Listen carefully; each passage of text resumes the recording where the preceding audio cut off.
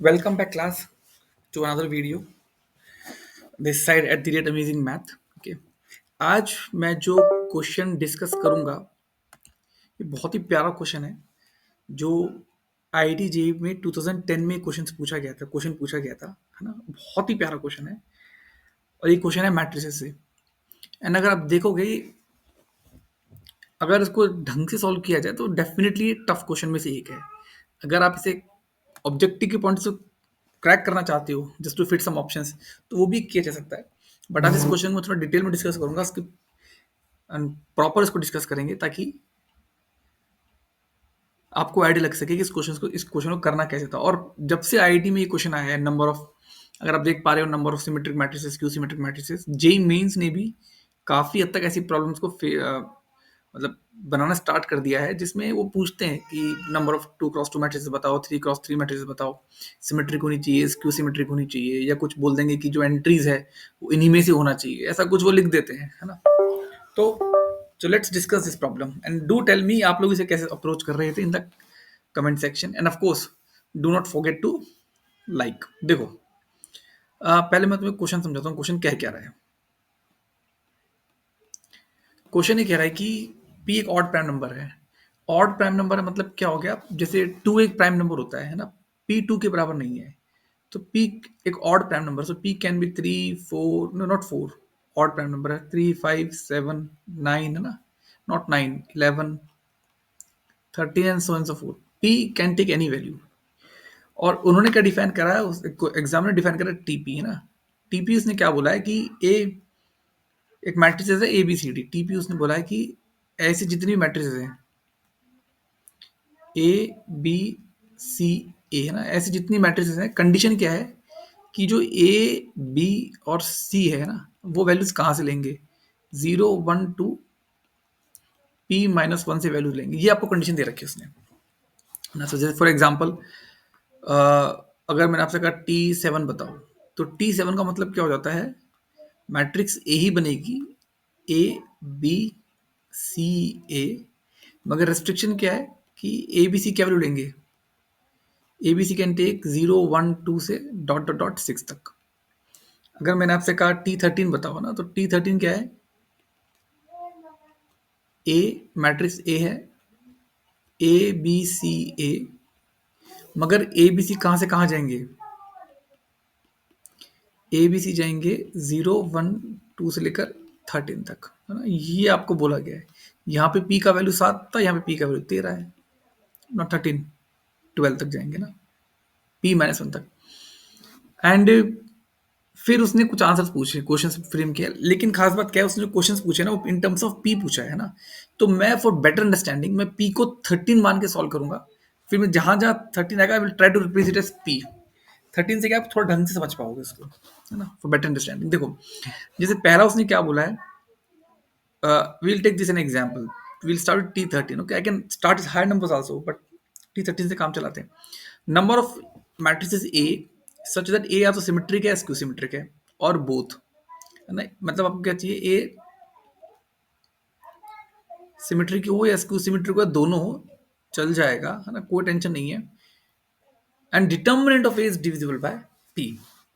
जो A का determinant वो किससे डिवाइड होना चाहिए, P से डिवाइड होना चाहिए ना। तो पहला पॉइंट तो देखो, अगर A is both symmetric and skew symmetric, अगर तो ए की मैट्रिक्स होती है, हमें पता है, दैट इज नल मैट्रिक्स, ठीक है। एंड इसका जो डिटर्मिनेंट होता है, डिटर्मिनेंट कितना आएगा इसका, 0, which is very well divisible by 13। सो एक मैट्रिक्स तो यहां बन गई, नल मैट्रिक्स, ठीक है। सेकंड है, अगर ए सिर्फ, if A is skew symmetric,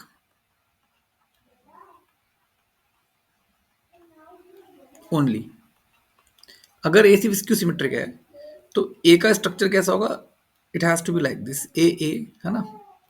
अगर यहाँ पे बी है तो यहाँ पे माइनस बी आना चाहिए।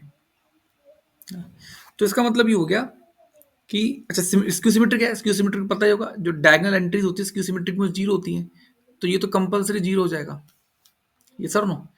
अब स्क्यू सिमेट्रिक मैट्रिक्स है, तो what you must understand, b और माइनस बी होना चाहिए। अगर मान लो बी जीरो हो गया, तब तो मैट्रिक्स क्या बन जाएगी, जीरो जीरो जीरो जीरो, वो तो केस वन बन गया, ये हम काउंट कर चुके हैं। अगर बी जीरो नहीं हुआ, तो तुम देख पा रहे हो, जीरो जीरो, मान लो यहाँ पे टू रखा, तो यहाँ पे माइनस टू आना चाहिए, वो तो पॉसिबल ही नहीं है, क्योंकि एंट्रीज कहाँ से आनी चाहिए, वो एंट्रीज यहाँ से आनी चाहिए। तो स्क्यू सिमेट्रिक तो नहीं बना पाओगे अदर देन जीरो मैट्रिक्स, वो हम ऑलरेडी काउंट कर चुके हैं। एंड तीसरा केस काउंट करते हैं, मान लो ए इज सिमेट्रिक है ना, अगर ए सिमेट्रिक है तो ये ट्रांसपोज ए के बराबर होना चाहिए। अगर ए सिमेट्रिक है दैट मीन्स जो मैट्रिक्स का स्ट्रक्चर है वो ऐसा होना चाहिए, है ना, पहली बात। दूसरी बात क्या है, determinant of A is divisible by p, तो अगर आपने इसका डिटर्मिनेंट निकाला that will be a square minus b square which is a minus b into a plus b. Understood. अब यहां पे थोड़ा ट्रिकी पार्ट है। क्या ट्रिकी पार्ट है, देखो, अगर determinant of A is divisible by P, इसका मतलब क्या हो गया कि या तो A minus B is divisible by P,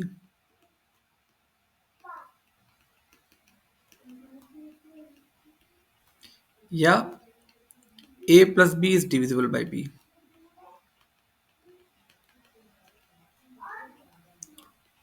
class is यहाँ पे इसलिए मैंने ना 13 लिया, आप यहाँ पे थोड़ा बेटर अंडरस्टैंडिंग के लिए देखो। अगर मैं पूछूं ना ए प्लस बी का मैक्सिमम वैल्यू कितना आएगा, तो ए प्लस बी का मैक्सिमम जो मैंने एग्जांपल लिया है उसके हिसाब से आएगा 24, जब ए बी 12 हो जाए बी भी 12 हो जाए। इन टर्म्स ऑफ पी, जब a b p minus one हो जाए बी भी पी माइनस वन हो जाए। सो मैक्सिमम कितना आएगा ये। अगर मैं ये वाला केस लेता हूँ तो A plus B is divisible by T, right, है ना। और ए प्लस बी मिनिमम कितना आएगा, मिनिमम आएगा जीरो। ठीक है, हमारा पी कितना है, हमारा पी हमारे एग्जाम्पल में 13 है। तो अगर ए प्लस बी पी से डिवाइड हो जाता है, तो इसका मतलब ओनली पॉसिबिलिटी इज या तो ए प्लस बी जीरो हो, या ए प्लस बी कितना हो, 13 हो। अंडरस्टूड। ए प्लस बी, ए प्लस बी 13 हो, राइट। अब इसमें ऐसा केस देखो, अगर मान लो ए प्लस बी जीरो हो जाए, तो ये तभी पॉसिबल है जब ए और बी क्या हो जाए, ए भी जीरो हो जाए बराबर बी, ये तभी पॉसिबल है। लेकिन this will give null matrix, ये हम ऑलरेडी काउंट कर चुके हैं, है ना, तो इसको हम काउंट नहीं करेंगे। अगर ए प्लस बी 13 है ना, तो अब यहाँ पे देखो, अगर ए प्लस बी 13 है, अगर मान लो ए जीरो हो जाए, अगर ए जीरो हो जाए तो बी को 13 होना पड़ेगा, वो तो पॉसिबल ही नहीं है, क्योंकि बी मैक्सिमम 12 जा सकता है।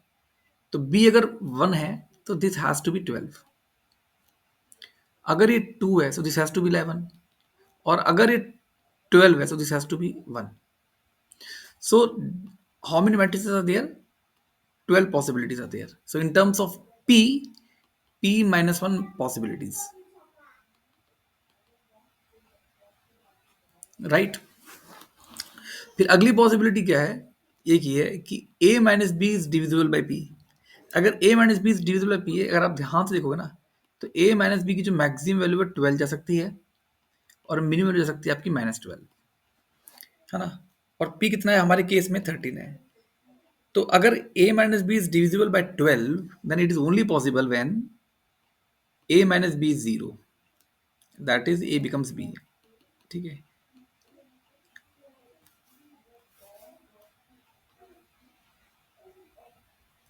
I hope it is clear till now, right? When A becomes B. Just give me a second.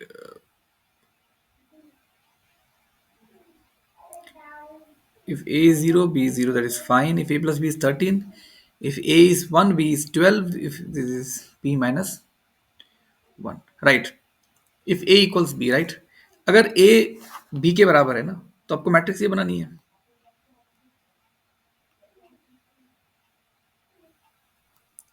Right. तो अगर आपको मैट्रिक्स ये बनानी है, ए को मैं जीरो ले नहीं सकता, क्योंकि अगर ए को जीरो लूंगा तो नल मैट्रिक्स बन जाएगी। ए को जीरो लेने के अलावा how many choices are there for a, there are total p minus 1 choices. A can be, a can go 1 2 till p minus 1। अगर ए के पास p माइनस 1 चॉइसेस हैं, तो बी के पास ए की चॉइस है, जो वैल्यू ए लेगा वही क्या लेगा? वही कौन लेगा? वही बी लेगा। तो टोटल मैट्रिक्स कितनी बन गई? यहाँ से p माइनस वन, फिर एक बार p माइनस वन, फिर एक बार null matrix. So the answer is 2p minus one. A के पास p माइनस वन चॉइसेस हैं। ए जीरो नहीं ले रहा हूँ, क्यों नहीं ले रहे? क्योंकि वो ऑलरेडी काउंटेड है null matrix. So how many choices are there? 2p minus 1. So for the first problem, the correct answer is 2p minus 1. I hope it is clear till now. Let's see the second problem. Now, second problem इसी question का सबसे बढ़िया part है, and to be very honest ये matrices का question कम है, ये नंबर थ्योरी का क्वेश्चन ज़्यादा है ना, इसमें नंबर थ्योरी ज़्यादा लगती है rather than matrices. And this is really really really a very good problem, है ना? प्रॉपर रीजनिंग के साथ किया जाए, it's a very tough problem also. मतलब बहुत ही I should praise paper setters जिन्होंने इस प्रॉब्लम को बनाया है, I would say that. Okay, अगर हमसे भी कहा जाए कि इस प्रॉब्लम को क्रैक करो, तो ईमानदारी से बताएं, it can not be done in 10 minutes until unless we go for option checking. It is very difficult, ऐसा नो। तभी जैसे कई बच्चे सोचते हैं ना, हर एक हर क्वेश्चन 3 मिनट में कर लें, नहीं ऐसा नहीं होता है। ठीक है, एग्जाम में ठीक है आप क्रैक कर लो, बट प्रॉपर रीजनिंग के साथ करने में टेक्स टाइम। तो let's go for second problem. Second problem is difficult one. Let's discuss that. I will again discuss in terms of what do you call it, T13, so that it becomes a little bit easy to understand. Okay, the number of matrices A in TP says that trace of A is not divisible by P. So what is trace of A? Trace of A is 2P. First point. It should not. It, so trace of A is 2A. Sorry. So अगर A can take 0, 1, 2 till 12, so 2A कौन कौन सी values लेगा? 2A will take 0, 2, 4 dot dot dot 24। Keep in mind P हमारा कितना है? 13 है। अब क्वेश्चन बोला गया पहला part, trace is not divisible by P। अगर ट्रेस P से डिविजिबल नहीं है, then the only possibility is A zero नहीं होना चाहिए। A cannot be zero, because अगर A जीरो हो जाएगा तो ट्रेस हो जाएगा जीरो। उसके अलावा अगर तुमने ये कुछ भी ले लिया, ट्रेस इन नंबर्स में से आने वाला है, इवन नंबर्स आने वाला है, you can clearly see 13 will not divide any of these numbers. तो ए के पास other than zero A can take any value, right? So A के पास कितने चॉइस है एज सच? अभी तक कितना पता लगा? ए के पास है P माइनस वन चॉइसेस अभी तक। So A has P minus one choices, A can take 1, 2 till 12। अब डिटर्मिनेंट ऑफ ए की बात करते हैं। डिटर्मिनेंट ऑफ ए अगर आप कैलकुलेट करोगे, you will get A square minus B C. Now this is the tricky part, we have to make sure that A square minus B C is divisible by P। अब ये कैसे make sure करें? A B C will go from zero, मतलब A तो नहीं जाएगा zero, but otherwise बाकी तो होंगे। अब एक चीज देखो,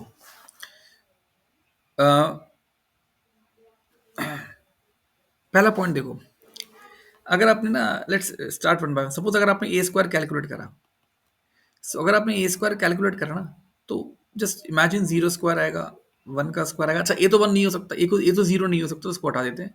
वन स्क्वायर आएगा, टू स्क्वायर आएगा, नॉट टू स्क्वायर आएगा, हाँ थ्री स्क्वायर आएगा, से 12 का स्क्वायर आएगा। फिलहाल 12 का स्क्वायर कर देता हूँ ना, और हमारा पी कितना है? 13। आप लोग ये देख पा रहे हो कि अगर ए स्क्वायर ये वैल्यूज लेगा, 1 square, 2 square, 3 square till 12 square, तो तुम देख पा रहे हो ए स्क्वायर ऐसा कोई भी नंबर नहीं है जो 13 से डिवाइड हो जाएगा। There is not a single number which will be divided by, which can be divided by 13, है ना? मतलब कुछ ना कुछ रिमाइंडर आने वाला है। ये समझ में आता है ना? और ये तो पता ही होगा ना कि जैसे किसी नंबर से अगर आप डिवाइड करते हो, जो रिमाइंडर आता है, फॉर एग्जाम्पल अगर आपने किसी से 4 से डिवाइड करा, तो रिमाइंडर 0, 1, 2, 3 पॉसिबल है ना? अगर जीरो कब आता है? जब जीरो कब आता है? जब परफेक्टली डिवाइड हो जाए। लेकिन यहाँ पे जो ए स्क्वायर है ना, ए स्क्वायर इससे डिवाइड तो हो जाएगा, लेकिन कुछ ना कुछ रिमाइंडर आने वाला है ना? परफेक्ट डिवाइड कभी नहीं होगा। तो मतलब अगर मैंने ए स्क्वायर को पी से डिवाइड मारा, देन क्या होगा? मेरे पास एक इंटीजर आएगा, plus I will get some remainder R, remainder बराबर R, I will get some remainder R, है ना? एंड हमारे केस में जो 13 एग्जाम्पल है, वो n प्लस आर टाइप का होगा, और आर जीरो नहीं हो सकता, बट 1, 2 से लेकर it can be any number till 12, है ना? रिमाइंडर के पॉइंट ऑफ व्यू से। अगर आपने तो 30 से डिवाइड मार दो। अब पॉइंट क्या है कि अगर मुझे ये मेक श्योर करना है कि A square minus B C is completely divisible by 13, तो इसने तो रिमाइंडर आर दे दिया है ना। अगर मैं ये मेक श्योर कर दूं कि बीसी की तरफ से भी रिमाइंडर आर आ जाए, तो आर से आर कट जाएगा और परफेक्टली डिवाइड हो जाएगा। तो अब क्वेश्चन ये बन गया कि हमें बीसी की तरफ से भी रिमाइंडर आर चाहिए, है ना। रिमेंबर ए के पास कितने चॉइसेस थे, A can take P minus one choices, है ना। अब हमें क्या मेक श्योर करना है, बीसी के पास क्या होना चाहिए, we have to make sure कि बीसी की तरफ से भी रिमाइंडर आ रहा है, राइट। अब देखो कैसे करते हैं इसको, please pay attention, it's not, this is tricky. अगर मैंने बी इंटू सी को लिस्ट करा फॉर फिक्स्ड बी, अगर मैंने बी इंटू सी को लिस्ट करा ना, बी और सी जीरो नहीं हो सकते, क्योंकि बी और सी जीरो हो जाएंगे ना, तो डिटर्मिनेंट ऑफ ए पी से डिवाइड नहीं हो पाएगा ना, तो बी और सी जीरो नहीं हो सकते, तो सी कैन टेक 1 2 से लेकर कहाँ तक, 12 तक। तो अगर मैंने बी को फिक्स करा, बाय द वे बी भी 1 2 से लेकर 12 तक जा सकता है, मगर मैंने बी को फिक्स करा, तो बी सी कौन कौन सी वैल्यूज लेगा, B C can be B when C is 1 2 B 3 B, ये सब नो, dot dot dot till 12 B. Okay, point ये जो आपके पास, मान लो आपने बी को 2 लिया, तो बी को 2 लेने पे ना नंबर्स आएंगे ऐसे बहुत सारे, ऐसे बहुत सारे नंबर्स आने वाले। द पॉइंट इज कि अगर इन सारे नंबर्स को मैंने पी से डिवाइड मारा, तो पहली बात, पी से डिवाइड करने पे कोई भी पी से डिवाइड तो होगा नहीं। अगर इनको मैंने पी से डिवाइड मारा, तो ये भी रिमाइंडर्स देंगे, लेकिन मेन पॉइंट क्या है, यहां से जितने भी रिमाइंडर्स आएंगे ना, वो सारे के सारे अलग आने वाले हैं। ऐसा क्यों है, क्योंकि अगर मान लो, से फॉर एग्जाम्पल 2 बी और 8 बी, इनका अगर रिमाइंडर सेम आता है, मान लो आपने पीसी डिवाइड करने पे इनका रिमाइंडर सेम आता है, तो 8b - 2b ये पी से डिवाइड हो जाना चाहिए, must be divisible by P.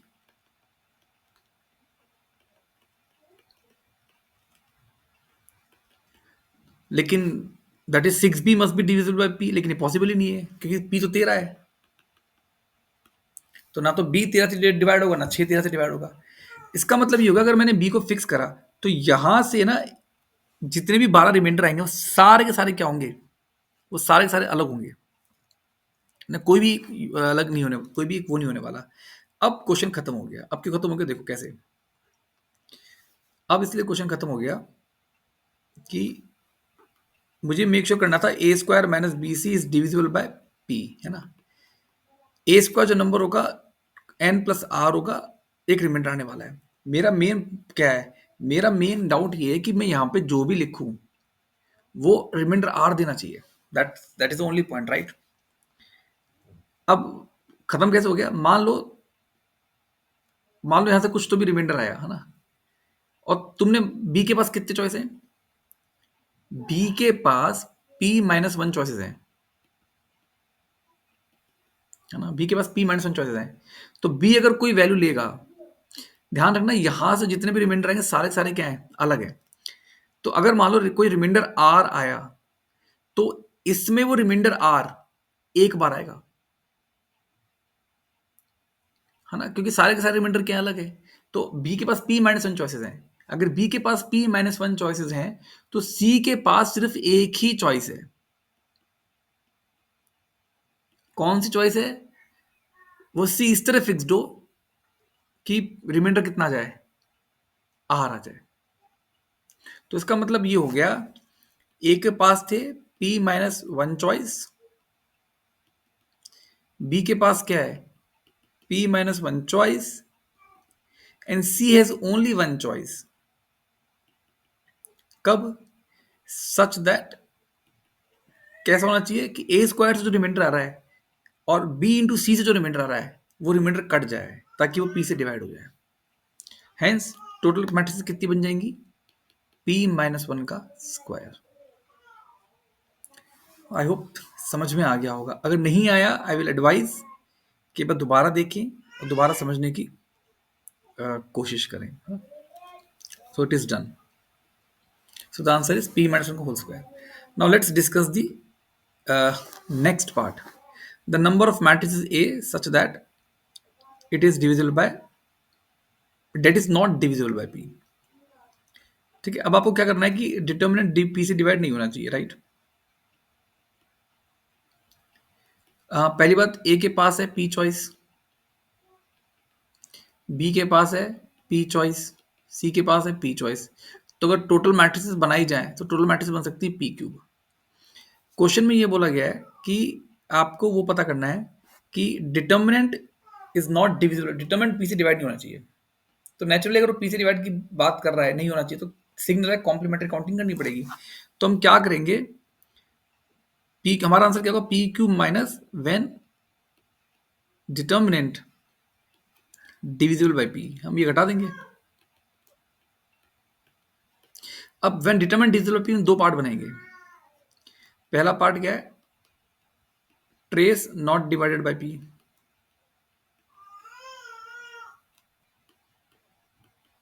And trace divided by P. अब trace not divided by P, इसके एक ही चॉइस है।